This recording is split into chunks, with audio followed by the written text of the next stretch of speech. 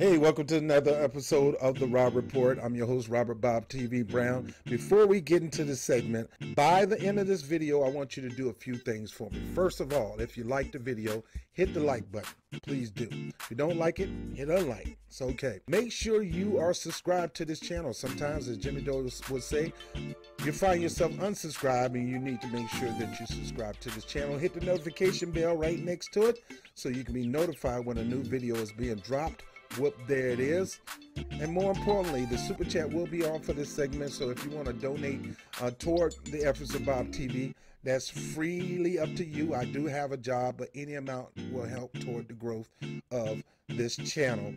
And more important, let us help you help us by introducing you to a program. There's a link down below that says Equal Justice for All. You're going to click that video link, and there's some educational tutorial about a phenomenal program in America that is really making equal justice a reality for every citizen. So this program is phenomenal.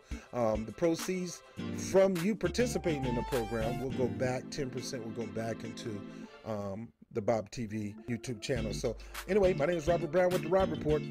Let's get into it. Hey, good day. Welcome to another episode of Rob Report. I'm your host, Robert Bob TV Brown. How are you doing today? I want to get into a segment about Barack Obama. He goes down to Germany and well, let's just get into the story. Okay. Barack Obama warns against a circular firing squad over ideological purity and politics. He said, well, we have to be careful on balancing big dreams and bold ideas, and also recognizing that typically change happens in steps.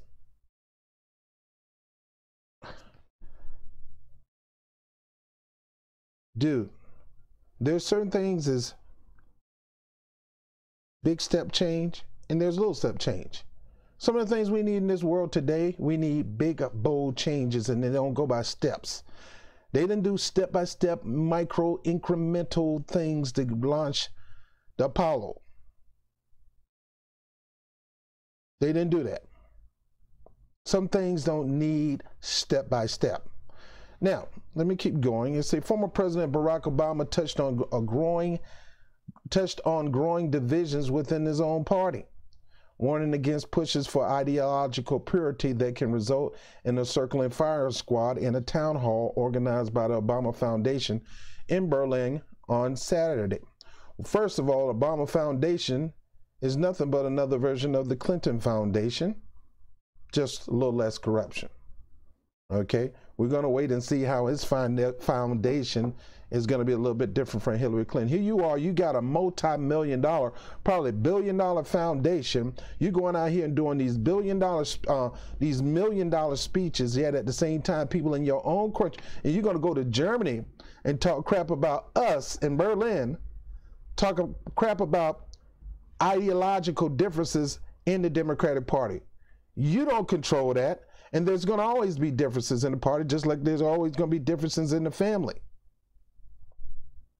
But the bottom line is, you got to worry about the ideological differences outside of your party too, because there's a division in your party. Their ideology matches up with a whole bunch of independents. Your way of doing things is dying out. No, but, well, let me keep going. He said, while taking audience questions about the frustration that come with the lack of change, Obama expressed concerns about a lack of compromise in Washington, and he said he specifically worries progressive politicians, didn't mention about centric, didn't mention about corporatists, progressive politicians could be alienating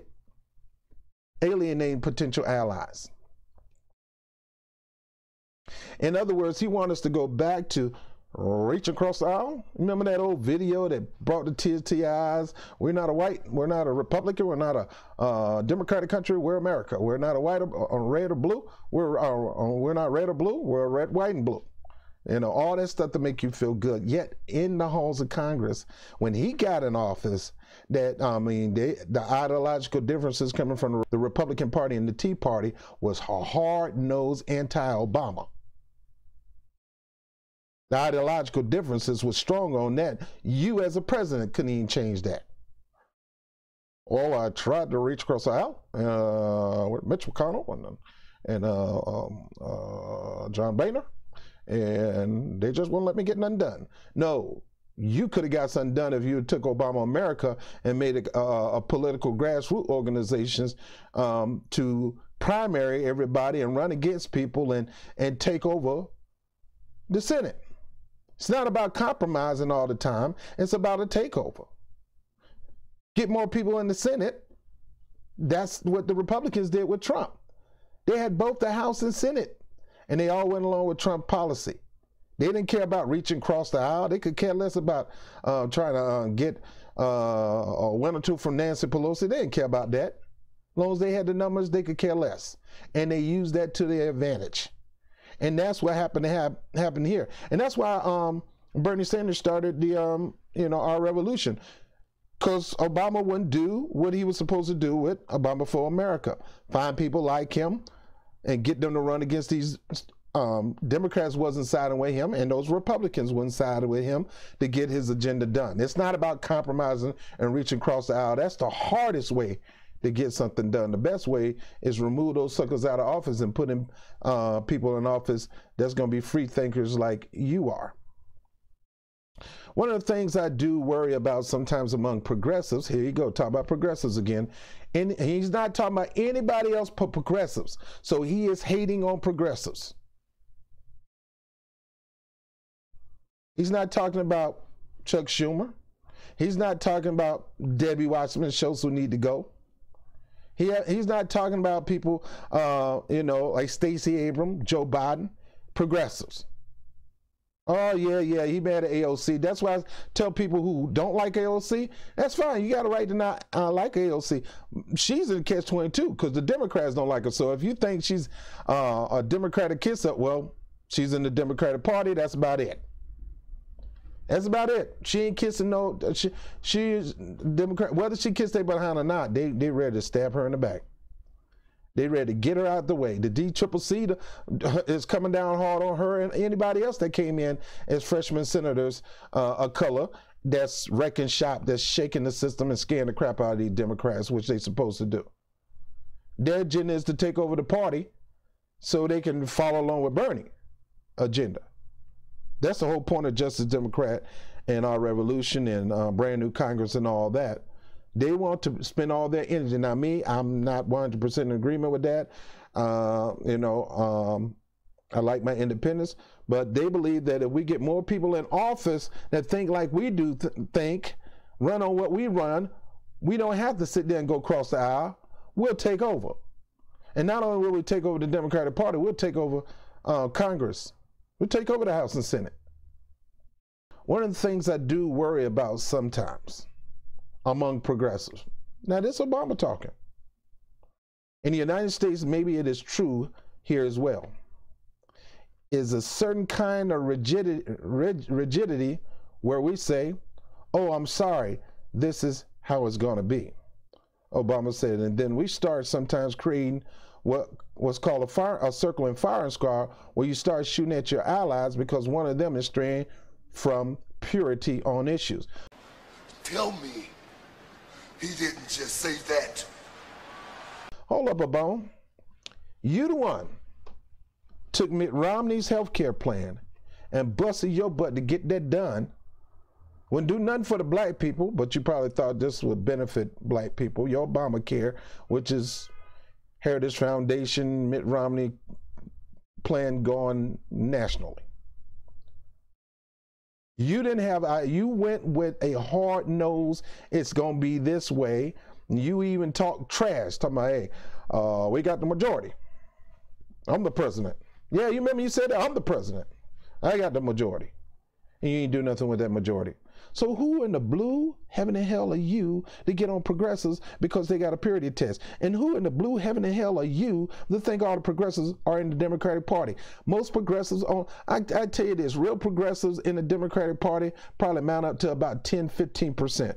The other 80-85% are in the independent sector or in third party sectors. So if you want to come down on your little itty bitty margin of progressives in the Democratic Party, Go ahead, man, but you killing yourself, because he who wins the independents in the general determine who win the election. And those people are side by side, coincide together, stuck like glue on one mission. It's just that we hate that some of our progressive friends are still trying to change the Democratic Party and just coming out of the party and form a true third party, or get with the Green Party and come together as one to shake things up. But that's another story I'm gonna go through. He said, and then we started sometime creating what's called a circling firing squad. No, it's called primarying, dude, which is something you should have did. You and Debbie Wasserman Schultz and Howard Dean lost over 1,000 seats because you didn't get a firing squad saying this is my agenda, and if you're not down with it, we gonna primary you. Hey, Republicans, this is my agenda. If you ain't down with it, we gonna get you out of office. No, you're too much a punk. Firing squads are not punks. They got the guns, so they get a little bolder. The former president said he believes this approach weakens the movement. Really? What you've been doing for 8 years have weakened the movement, man. You got people pumped up and jacked up thinking you're going to be a game changer, change agent, so to speak. That was a good term back then. Obama is a change agent, hoping change. You're going to get transparency at the same time. You got Edward Snowden in Russia right now because he can't come back to this country. You got Julian Assange in Ecuador. You did that, man. True agents of change that make you look. All right, so the former president said he believes this approach weakens the movement, and that those that would like to see a progressive idea have to recognize that the way we structure democracy requires you to take into account people who don't agree with you. No, we'll work with people who don't agree with you, but as the old philosophy say, to convince a person above his will is of the same opinion still. You ain't gonna get those Republicans to move over the Green New Deal, healthcare, Medicare for all at the point of service. You're not going to get them to move over to education, and you're definitely not going to get them to move over to reparations for descendants of slaves, American descendants. You're not going to get them to move over there. So no, what you got to do is you got to plan on either muscling them to do it, and right now you got weak minority and majority whips. They're weak, so they can't whip up nothing. Nancy Pelosi ain't whipping up crap for the independents. The independents determine on everything. She have no power there. Her only power structure is in the Democratic Party, and right now she's losing that because AOC got more power when it comes to the Democrats than Nancy Pelosi. So they ain't whipping up nothing. So how are you going to get them to come to our side? What is your idea? Because the show didn't work for you.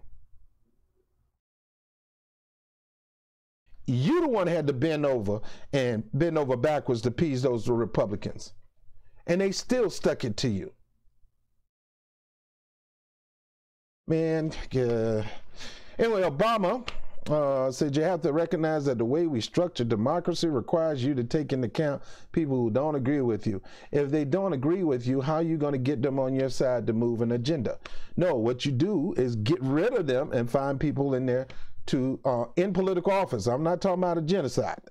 I'm not talking about stupid stuff like that. I'm talking about you vote those people out. That's why Jeremy Corbyn is getting more successful by the day. You primary those folks, get them out of office. You need people like mine. You need to take over the House and Senate. Obama ended his speech by advocating for patience and incremental change.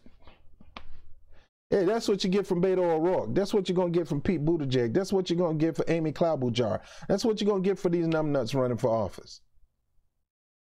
Patience and incremental change. We need things right now. Health care for all. College education for all. Because some of those things are killing my community. Lack of education, lack the ability to pay your bills. You're losing your whatever house you did muscle up to buy and car because you get sick.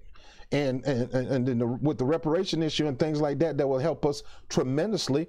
I'm tempted to say, well, let's get a certain person in there in office first, and then press them to do it. And no, right now is the time. Now is always the time to put political pressure and make demands right now. And now is the time to tell them, if you don't meet my demands, you don't get my vote. So who in the world is Obama to tell people how they should vote and how they should politic? First of all, we're not in the House and Senate. We put people there. We don't want people in there that's not going to cater to the agenda of the American people, especially the demographic where they come out of. Problem with Maxine Waters right now. All right, so he said we have to be careful in balancing big dreams and bold ideas with also recognizing that typical change happens in steps. And if you want to keep steps, you can. Typical change happens in steps. Well, it ain't got to happen in a baby step. You can always jump steps. At my age, I could jump 4 steps going upstairs. Ain't got to take it step by step. And if they got one of them chairs that I can push a button, they'll slide me up the stairs, I take it that. I get that faster. And that's what I want in certain things. In certain things on my agenda, I want to speed up. I want to be the person that sit in that chair and just slide up on stairs, not step by step. He said, if you want to skip steps, you can. Historically, what ends up happening is sometimes if you skip too many steps, you end up having bad outcomes. Well, first of all, Obama, first of all, what steps have you taken? You gave us a Republican health care. Now, mind you, at the beginning, we did some great things because of what happened negatively with our financial structure. Everybody came in together. But what you did was a Republican thing by putting those same people that crashed our economy and put them on your team, put none of them in jail. Well, how can we fix the situation without the people who helped get us in there in the first place? Dude, that's the problem with you politicians. We want people in there with bold ideas and as aggressively going after implementing those ideas, because those ideas are not new. They're archaic and old, and all you have to do is do them. Let me keep going. All right, so what else did Obama talk about? Obama took several audience questions and used them to speak at length about issues facing Europe and the United States. Be fine if you take some questions and take your Obama for America organization and come down here to the Bronx. Go down to Jamaica, Queens. Go down to Brownsville in Brooklyn. You going out here talking to all these nations and don't even come home and talk to your own black people in your own neighborhood. Now, I know my audience say, Rob, why you always bring it back to that? Because my community, even though we're winning in a lot of areas, there's a lot of people that still need some help.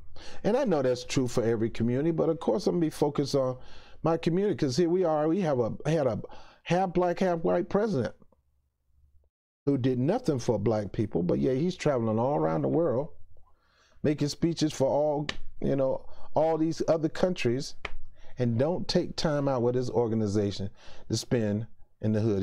He was, to be fair, he did some things in Chicago, but he don't go that many places talking to the black community about their needs and helping them.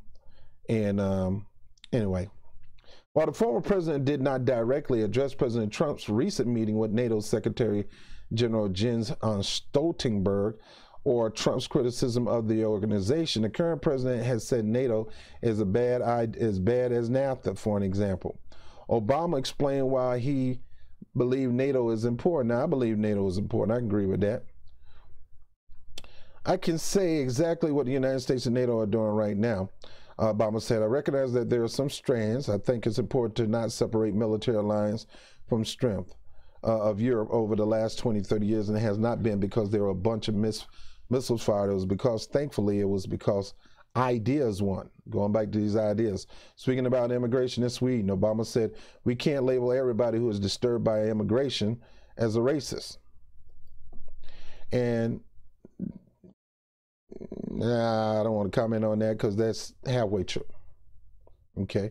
You know that's a self-defeating tactic. You push away potential enemies, people who may be just haven't thought about it. People who maybe just haven't thought about it. But if they are exposed to the new information and they're meeting people from other countries and they understand the nature of these different traditions and they see that others are eager to work with you, then suddenly they go, okay. Obama also encouraged people to take more active role in government, arguing citizens with new ideas should reach out to politicians who are open to them. What you think we're doing? And if they're not open to them, we're going to pressure them to be open to them, or they ain't going to be in Congress. Sometimes we think the government as this thing that is separate from us, Obama said. But if we're active citizens, then part of our job is not just to get government to respond to you, it is also to improve the government. And what do you think progressives are doing? He added, the point I'm making is, in addition to electing good people, one of the things that you can do, I think, is encourage and work with government to identify where the bottlenecks, where are inefficiencies that could be potentially be solved, and then find allies to help improve process and inside of government.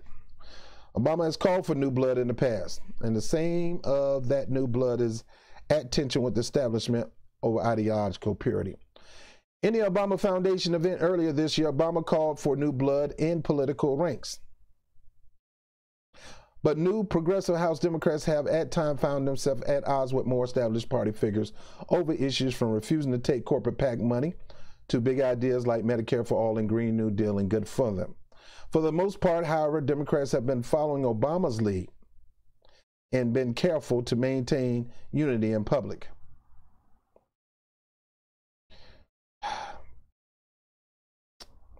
I was going to say something about unity, but let me be quiet. As Vox Ella Nelson notes, when Speaker Nancy Pelosi responded to a question about the Green New Deal championed by Representative Alexandria Ocasio-Cortez, no, championed by Jill Stein, that she copied. She don't own it. She just took the mantle up, and Jill Stein, nice and sweet enough she is, in the Green Party, they are okay with her doing this. The Green Dream, or whatever they call it, nobody knows what it is, but they're for it, right? That was coming from Nancy Pelosi. Ocasio-Cortez didn't take it as a slight. Instead, the freshman congresswoman said, I think it's a green dream. I don't consider that's a dismissive term. Similar policy divides between Democratic 2020 candidates on issues like trade, reparations, and even eliminating the filibuster have not led to open hostilities, at least not yet. When Senator Elizabeth Warren of Massachusetts clearly stated we should get rid of filibusters Friday, she did not impugn any of her fellow Democrats, instead arguing for generations the filibuster was used as a tool to block progress on racial justice. And in recent years, it's been used by the far right as a tool to block progressives on everything. Now, I'm done with this. I'm just clowning because here is Obama, Mr. Hope and Change agent himself, going around telling progressives, you better pull your pants up, Pookie, because you're dropping them right now in front of me. And I'm liking to tell you to pick up the soap and screw you. In other words, Obama don't like progressives. He's a corporatist. He is a fake progressive. He's a populist, don't get me wrong, that doesn't believe in progressive ideas. He claims he do. The one bold thing that he can signal as his landmark achievement, other than getting rid of Bin Laden, is Mitt Romney's plan. How is that a progressive plan, Mitt Romney's plan? That ain't progressive. He had an opportunity to be bold. He had an opportunity to be brass. He had an opportunity to say, look, if you guys are not going to vote for this, you better believe with my popularity right now, I'm going to I'm going to get you out of office. Mitch McConnell, I would have called Mitch McConnell. I would call Paul Ryan. I would call Eric Cantor. I would have called those fools in and said, look, my popularity is way better than yours. Now I'm the president. These are things I want to happen. Now, if I don't see you guys moving on this, that's what you call reaching across the aisle. Sometimes you got to reach across the aisle and smack a couple people in the face with the fact that you're going to primary them, or we're going to find a way to get you out of office and put in, if I have to, another Republican, because pretty much the person he'll put in that's a Democrat will be pretty much a Republican. Have somebody take your place.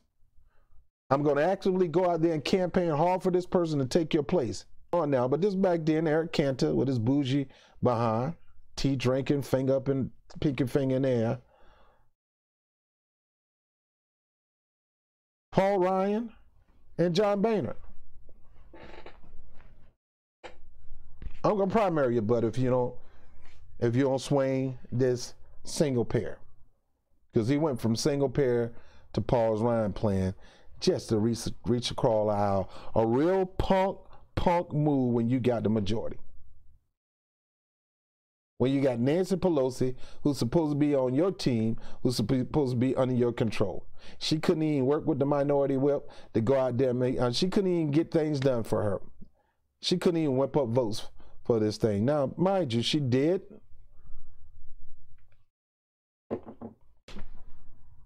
But the bottom line is, look where we're at right now. So, I don't understand why Obama would go to this level of talking down on progressives. His whole conversation, according to Vox, was aimed at progressive. It wasn't aimed at the corporate Democrats changing. It wasn't aimed at the centrist change. The blue dog, or I call red dog. I call them the Cliffords of the party, red dog Democrats, because they're really Republicans. He didn't address them. He addressed the progressives in the Democratic Party. He know not to address the progressives outside the Democratic Party, which are huge in numbers, way more than what he had in his party that's trying to take over. The progressive number in the Democratic Party is so small.